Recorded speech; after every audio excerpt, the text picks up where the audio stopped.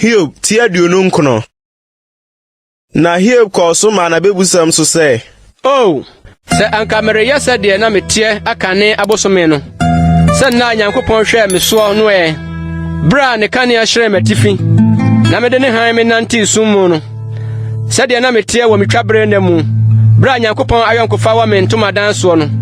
Bra wotumfo ne me da so wo ho. Na me mofra nso atwa me ho ahia. Bra me na ho fo nufusuo mu srade mu. Na abotan ma enwo esubonten sene me ho no. Me firi adimi kokoro pono ano. Na me de medwa me si mpraye so a.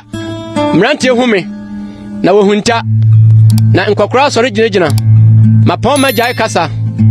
Na wode wansa butu wanano. Makoma ne tadin. Na wonta kire mafam wondodom. Na asonti a ehira me. Na eni hu me a edi me adanse.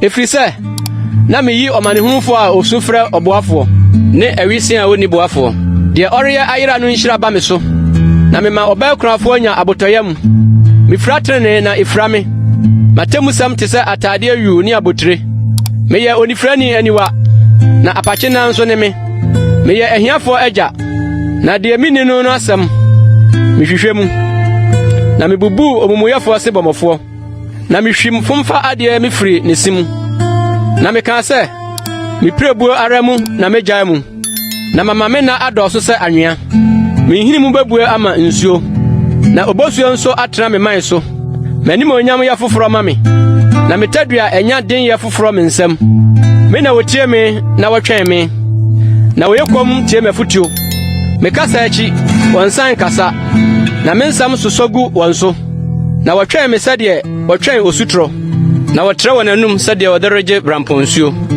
mesre me kire wana anidaso abawon na manimo atie no womanungu ase me yi won kwa me ma won metra asese otitire na metra ho se ohene asafumu sade ochechire abobodifo yere